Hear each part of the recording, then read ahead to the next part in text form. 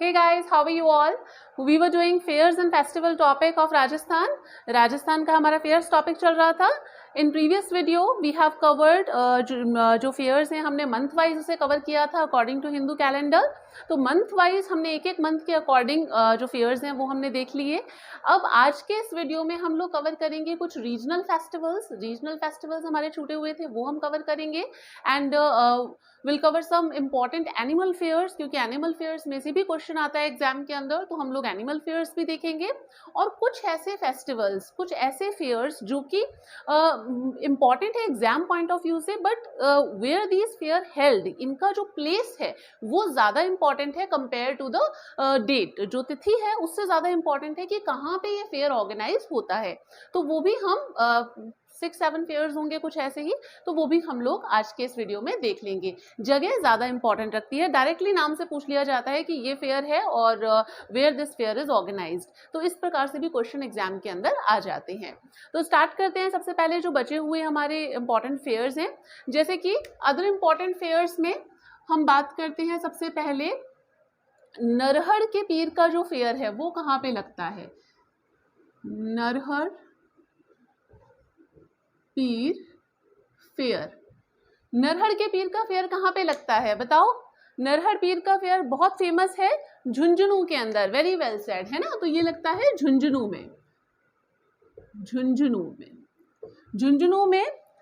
देखो बेसिकली क्या है, नरहड़ एक विलेज का नाम है, एक गांव है झुंझुनू के अंदर जहां पे हजरत शक्कर बाबा पीर की दरगाह है.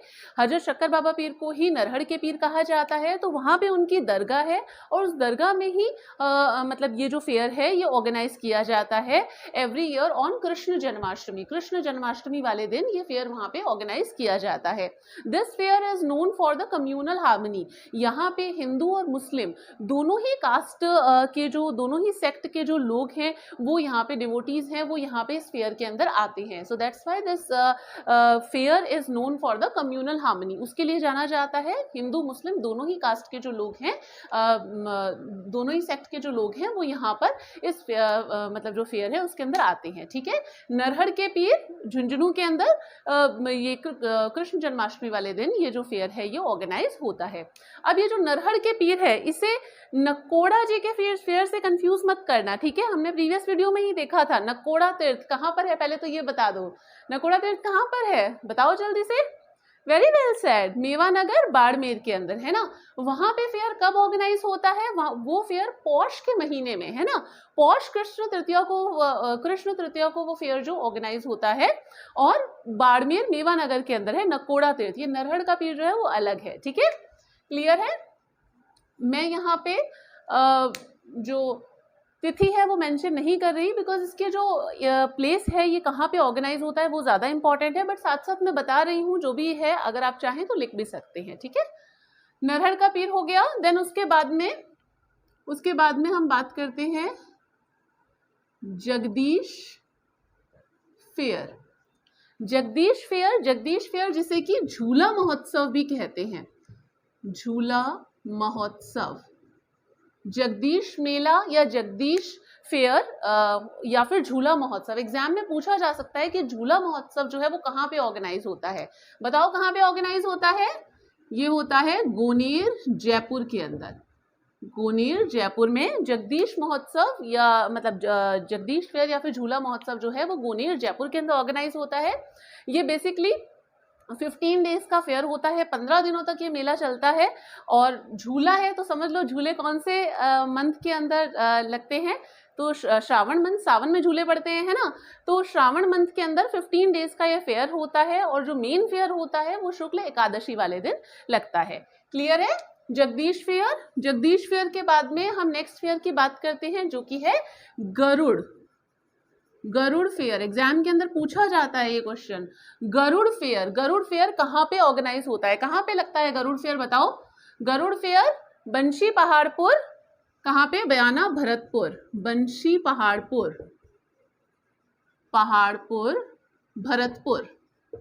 भरतपुर के अंदर. ठीक है. गरुड़ फेयर जो है वो बंशी पहाड़पुर भरतपुर के अंदर लगता है। गरुड़ फेयर कार्तिक मंथ के अंदर बेसिकली ऑर्गेनाइज होता है। ये वाला जो फेयर है कार्तिक शुक्ल तृतीया को गरुड़ फेयर। गरुड़ फेयर के बाद में एक आता है डोलची फेस्टिवल। डोलची फेस्टिवल जो है ये होली से रिलेटेड है, डोलची फेस्टिवल, और ये दौसा के अंदर ऑर्गेनाइज होता है। कहाँ पे ऑर्गेनाइज होता है? दौसा के अंदर डोलची फेस्टिवल। क्लियर है? डोलची फेस्टिवल दौसा के अंदर। इसके बाद में सवाई भोज का जो मेला है या फेयर, सवाई भोज का जो मेला है वो कहाँ पे लगता है? सवाई भोज का जो फेयर है, this fair is organised at where? बताओ सवाई भोज का अगर पढ़ा है तो आपने, आसिंद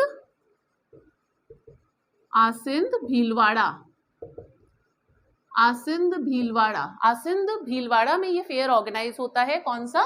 सवाई भोज का जो फेयर है, कौन से मंथ में?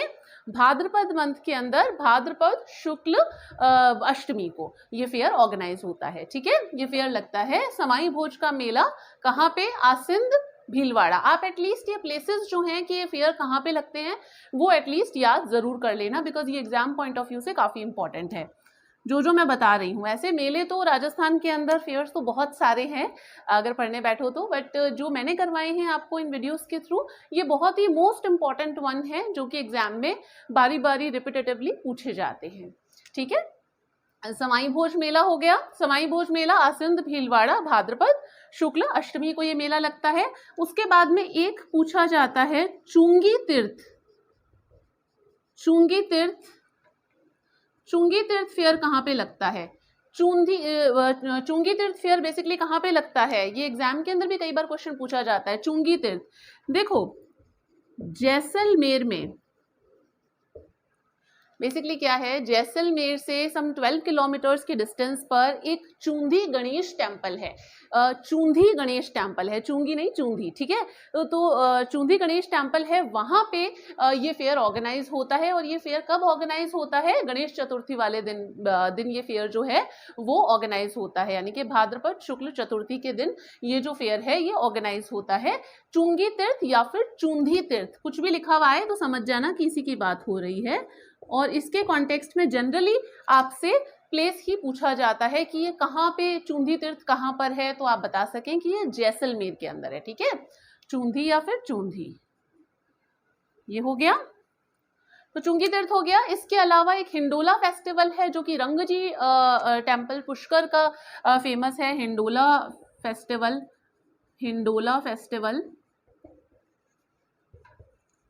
रंगजी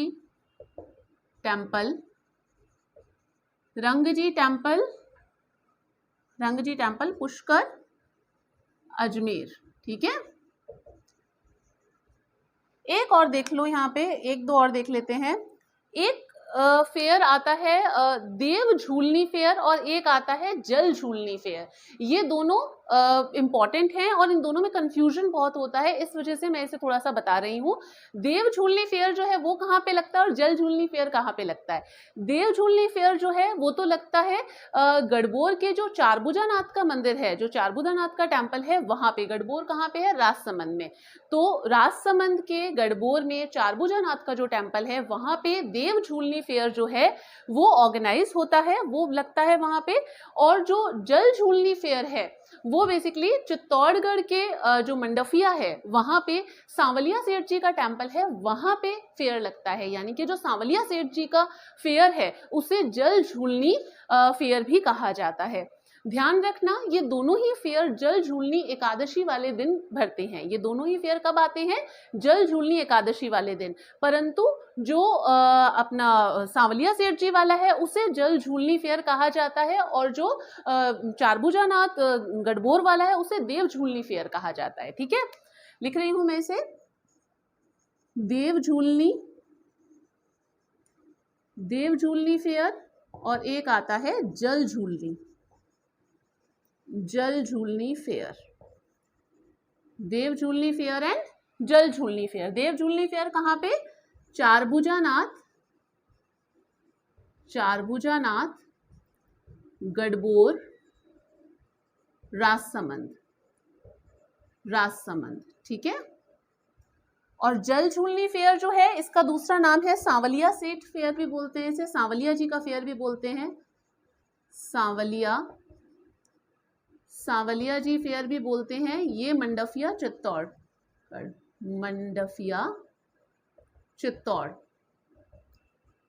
मंडफिया चित्तौड़गढ़, ठीक है। ये दोनों ही कौन से दिन आते हैं? जल झूलनी एकादशी वाले दिन। जल झूलनी एकादशी कब आती है? जल झूलनी एकादशी का जो दिन होता है वो होता है भाद्रपद शुक्ल एकादशी। साल में एक बार आती है जल झूलनी एकादशी, हमने देखा है ना, हमें पता होता है कि निर्जला 11 होती है, एकादशी इस प्रकार से जो होती है। जल झूलनी जो एकादशी है ये बेसिकली आती है भाद्रपद शुक्ल एकादशी को। तो ये फेयर कब आता है? भाद्रपद शुक्ल एकादशी, जल झूलनी एकादशी वाले दिन ये दोनों फेयर्स ऑर्गेनाइज होते हैं। एक तो चारभुजानाथ के अंदर, चारभुजानाथ जो है टेम्पल गढ़बोर का, वहाँ पे देव झूलनी फेयर कहा जाता है। और सांवलिया तीर्थ जो है, ये जो सांवलिया सेठ जी का जो मंदिर है वहाँ पे इसे जल झूलनी फेयर भी कहा जाता है। क्लियर है यहाँ तक? तो ये कुछ इंपॉर्टेंट फेयर्स हैं जिनके प्लेसेस काफ़ी इंपॉर्टेंट है, इसलिए मैंने प्लेसेस यहाँ पे लिखे हैं। साथ साथ में मैंने इनकी तिथि भी बता दी है, अगर आप चाहें तो इसे नोट कर सकते हैं। और अदरवाइज वैसे अगर आप इतना याद कर ले तो वो भी काफ़ी है, ठीक है। क्लियर है यहाँ तक? रब कर दूँ इसे, आगे देखते हैं रीजनल फेस्टिवल्स। चलो I am going to rub this, हाँ, इसे नोट कर लीजिएगा।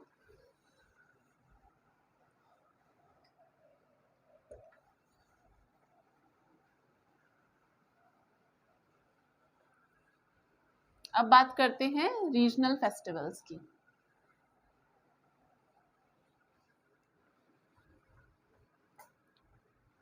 रीजनल फेस्टिवल जैसे पीछे प्रीवियस ईयर्स में आरएएस में ये क्वेश्चन पूछा गया था कि 4 ऑप्शंस जो आते हैं उसके अंदर आपको फेस्टिवल दिए गए थे, desert festival, elephant festival, camel festival and Thar festival. You need to arrange them in the chronological order. तो इस प्रकार से क्वेश्चन आता है कि हमें क्रोनोलॉजिकल ऑर्डर में अरेंज करना होता है, या फिर दे माइट आस्क यू कि भाई मैच द फॉलोइंग में इधर फेस्टिवल्स लिख दिए जाएंगे एंड ये वाला जो साइड है वहाँ पे रीजन्स या फिर जो मतलब डिस्ट्रिक्ट्स हैं उनके नाम होंगे, you need to match it, ठीक है। तो इस प्रकार से आता है। तो हम देख लेते हैं कौन कौन से रीजनल फेस्टिवल से यहाँ से क्वेश्चन बनता है, तो थोड़ा सा टेंशन रखिएगा। सबसे पहले हम बात करते हैं कैमल फेस्टिवल की। कैमल फेस्टिवल, कैमल फेस्टिवल जो है ये कहाँ पे ऑर्गेनाइज होता है? कैमल फेस्टिवल ऑर्गेनाइज होता है बीकानेर के अंदर, और ये आता है जनवरी मंथ में। अब यहाँ पे मैं आपको ग्रेगोरियन कैलेंडर के अकॉर्डिंग बता रही हूँ कि कौन से मंथ के अंदर आता है। तो जनवरी मंथ में बीकानेर के अंदर कैमल फेस्टिवल ऑर्गेनाइज होता है। और उसके बाद में आ जाता है फरवरी के अंदर आपका आ जाता है ये डेजर्ट फेस्टिवल। फरवरी के अंदर डेजर्ट फेस्टिवल को मरु महोत्सव भी कहते हैं, मरु महोत्सव। डेजर्ट फेस्टिवल को मरु महोत्सव भी कहते हैं। और ये कहाँ पे ऑर्गेनाइज होता है? जैसलमेर के अंदर। तो साथ साथ में हम ये भी देख रहे हैं कि ये कहाँ पे ऑर्गेनाइज होता है, ठीक है। बीकानेर के अंदर कैमल फेस्टिवल कहाँ पे लगता है? बीकानेर में। डेजर्ट फेस्टिवल जैसलमेर का है। मार्च के महीने में आता है एलिफेंट फेस्टिवल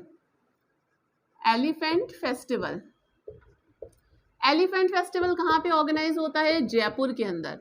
ये थोड़े कंफ्यूजिंग हैं तो इसलिए ध्यान रखना, ठीक है। जयपुर के अंदर मार्च में। और मार्च में ही थार फेस्टिवल ऑर्गेनाइज होता है। थार फेस्टिवल ये कहाँ पे होता है? ये होता है बाड़मेर के अंदर। थार फेस्टिवल बाड़मेर के अंदर ऑर्गेनाइज होता है मार्च के मंथ में। मार्च में ही एक और फेस्टिवल आता है जिसका नाम है मेवाड़ फेस्टिवल। ये बेसिकली मार्च अप्रैल के अंदर आता है। मेवाड़ फेस्टिवल ये कहाँ पे लगता है? उदयपुर के अंदर। उदयपुर का मेवाड़ फेस्टिवल, ठीक है। उदयपुर का मेवाड़ फेस्टिवल। मेवाड़ के बाद में अब आ जाओ मार्च अप्रैल के बाद में गर्मियों में, जून के महीने में। जून में कौन सा फेस्टिवल आएगा? गर्मियों में समर फेस्टिवल समर फेस्टिवल कहाँ पे ऑर्गेनाइज कर, भाई गर्मियों में इंसान फेस्टिवल कहाँ मनाएगा, ठंडी जगह पर, और ठंडी जगह राजस्थान में कहाँ पे है, माउंट आबू है ना, तो माउंट आबू में ये फेस्टिवल होता है। माउंट आबू के अंदर जून में समर फेस्टिवल, क्लियर है, जून में समर फेस्टिवल माउंट आबू के अंदर। फिर उसके बाद में सितंबर अक्टूबर में मारवाड़ फेस्टिवल, मारवाड़ फेस्टिवल सितंबर अक्टूबर के अंदर ये जोधपुर में ऑर्गेनाइज होता है, जोधपुर के अंदर। तो ये है रीजनल फेस्टिवल्स जिनके नाम अच्छे से ध्यान रख लीजिएगा, कंफ्यूज मत होइएगा थार फेस्टिवल और डेजर्ट फेस्टिवल के अंदर, क्योंकि जो कंफ्यूजिंग होते हैं ना जनरली क्वेश्चन वहीं से पूछे जाते हैं। तो थार फेस्टिवल तो बाड़मेर के अंदर ऑर्गेनाइज होता है और डेजर्ट फेस्टिवल जैसलमेर के अंदर ऑर्गेनाइज होता है। कई लोग कैमल फेस्टिवल को भी जैसलमेर में डाल देते हैं, नहीं, कैमल फेस्टिवल बीकानेर का है भाई, ठीक है, ध्यान रखना। तो ये थोड़ा सा, और इनकी क्रोनोलॉजी जो है कि कौन कौन से मंथ में अगर पूछा जाए क्रोनोलॉजिकली तो आप इजीली से अरेंज कर सकते हैं, ऐसे ध्यान रख सकते हैं। फॉर फर्स्ट 3 याद करने के लिए जनवरी फरवरी मार्च एक सीक्वेंस में आ रहा है ना, जैसे ABCD होता है ABCDE, तो CDE है ना, CDE ये सीक्वेंस में आ रहा है CDE, वैसे ही जनवरी फरवरी मार्च तो इसके जो फेस्टिवल्स होंगे वो CDE होंगे, यानी कि कैमल, डेजर्ट और फिर उसके बाद में एलिफेंट, ऐसे ध्यान रख सकते हैं। अगर आप और कोई ट्रिक है तो और बना लेना, ठीक है। तो यहाँ तक हो गया हमारा ये रीजनल फेस्टिवल, क्लियर है यहाँ तक, इसे रब कर देती हूँ। अब देन इसके बाद में हम लोग देखते हैं, रीजनल फेस्टिवल हो गया, अब हम एनिमल फेयर्स देखते हैं, जो इंपॉर्टेंट एनिमल फेयर्स हैं, यहाँ से भी कई बार एक क्वेश्चन पूछ लिया जाता है। एनिमल फेयर्स, इसे मैं रब कर रही हूँ।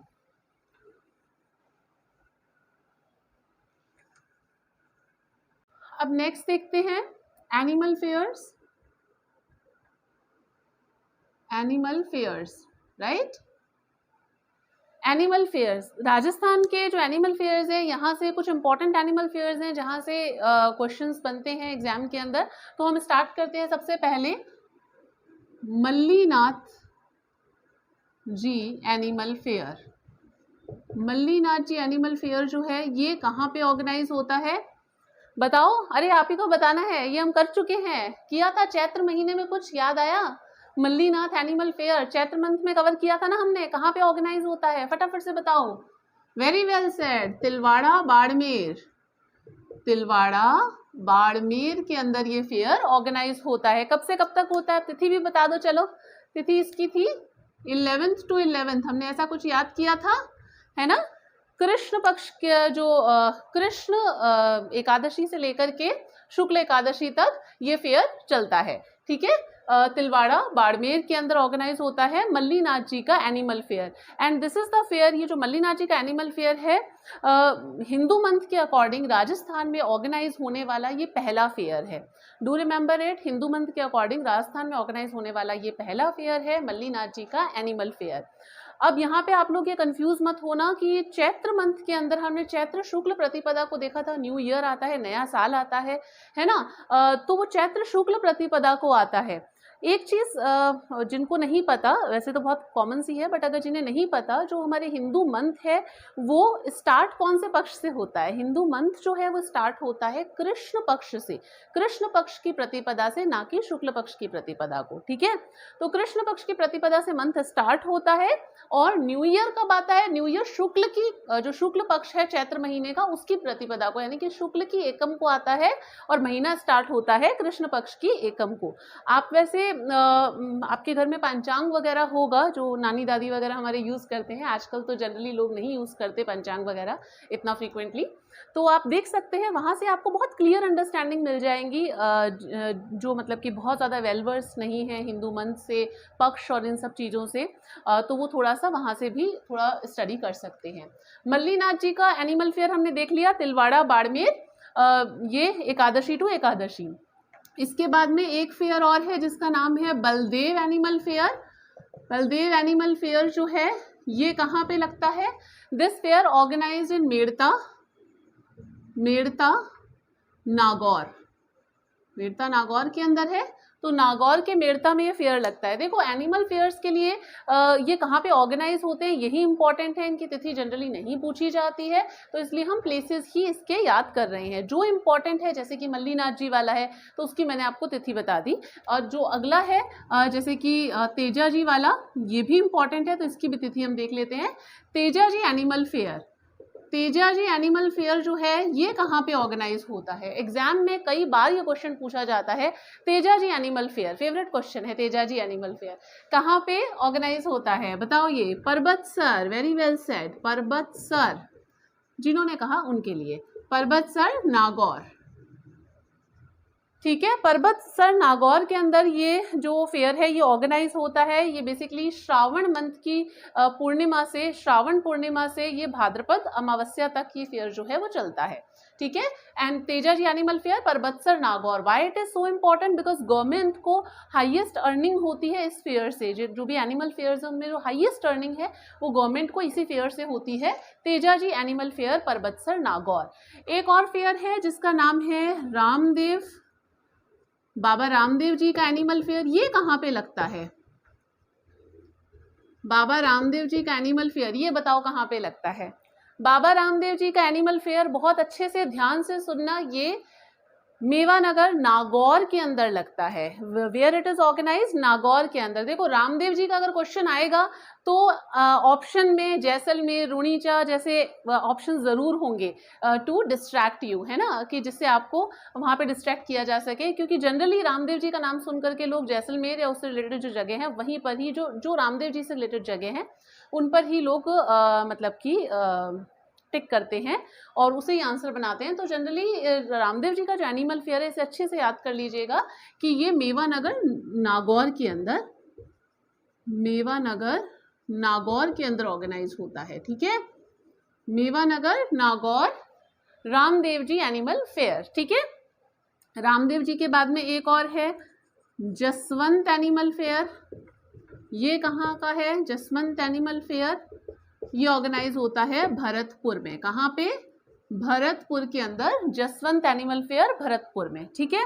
एक है चंद्राभागा, चंद्राभागा ये तो आप भी बता सकते हो। चंद्राभागा एनिमल फेयर कहाँ पे लगता है? झालरापाटन, झालावाड़। कहाँ पे लगता है?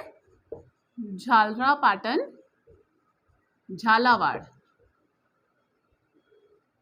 झालरापाटन झालावाड़ में लगता है चंद्राभागा एनिमल फेयर। एक एनिमल फेयर है शिवरात्रि एनिमल फेयर, ये है करौली का, करौली का, कहाँ का? करौली का शिवरात्रि एनिमल फेयर हो गया करौली का। एक है आपका Sevadiya, Sevadiya animal fair, animal fair, Sevadiya animal fair कहाँ का है? सेवड़िया एनिमल फेयर है बेसिकली ये है रानीवाड़ा जालौर का, रानीवाड़ा जालौर। एक आता है गोगा मेड़ी एनिमल फेयर, गोगा मेड़ी, गोगा जी से रिलेटेड है ना, गोगा मेड़ी, गोगा मेड़ी एनिमल फेयर कहाँ पे ऑर्गेनाइज होता है? तो गोगा मेड़ी कहाँ पर है बताओ? कहाँ पर है? नोहर, हनुमानगढ़, नोहर, हनुमानगढ़, हनुमानगढ़। ये इनफैक्ट राजस्थान के जो फेयर्स हैं उसमें ये लॉन्गेस्ट टेन्योर का फेयर है। एनिमल फेयर्स जो भी हैं लॉन्गेस्ट टेन्योर का मतलब जो फेयर है वो गोगा मेड़ी एनिमल फेयर है, सबसे लंबा चलने वाला है। तो नोहर, हनुमानगढ़, ठीक है। तो ये सारे हैं एनिमल फेयर। आई नो आपके लिए थोड़े से ज़्यादा हैं, वैसे तो इतने ज़्यादा नहीं है, बट फिर भी अगर इम्पॉर्टेंट चीज़ देखनी है तो मल्लीनाथ जी का एनिमल फेयर बहुत इंपॉर्टेंट है, याद करके जाना। तेजा जी वाला भी इंपॉर्टेंट है, याद करके जाना। रामदेव जी, क्योंकि ये कंफ्यूजन क्रिएट करता है इस वजह से रामदेव जी एनिमल फेयर नागौर के अंदर पड़ता है, तो ये एक इम्पॉर्टेंट है। और एक ये सेवड़िया एनिमल फेयर, ये चार तो एटलीस्ट याद कर ही लेना, ठीक है। These 4 are the most important.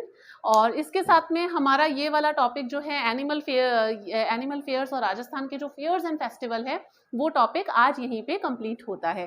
तो हमने राजस्थान के आर्ट एंड कल्चर में फेयर्स एंड फेस्टिवल वाला टॉपिक कॉम्प्रहेंसिवली कवर कर लिया है in 4 videos. So I hope you have learn something from the video and now it is a time to take a quick test. एक छोटा सा test हो जाए, अभी इतना सब कुछ पढ़ा है आपने तो कुछ चीज़ें तो बता ही सकते हो, है ना। So I ask you, I name 5 fairs, ठीक है।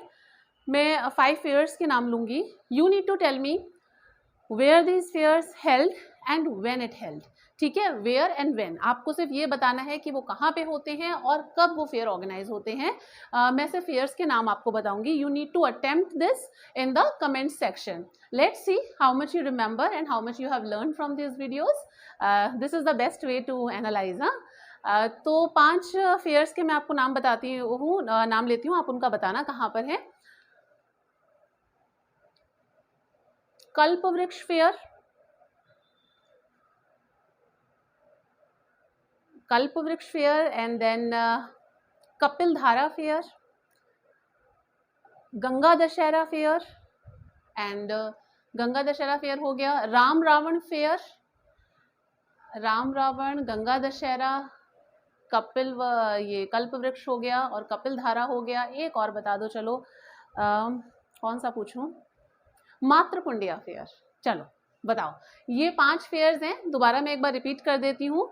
एक तो कल्पवृक्ष का फेयर जो है वो कहाँ पे ऑर्गेनाइज होता है, कब होता है। Kalpavriksh fair, Kapildhara fair, Ganga Dussehra fair, Ram Ravan fair and Matrikundiya fair. ये 5 फेयर्स के आपको तिथि और इसका जो प्लेस है, कहाँ पे ऑर्गेनाइज होता है, ये आपको अटेम्प्ट करना है इन the comment section. So let's see how much you have learned from these videos. So see you in the next video. Till then, stay connected. Bye.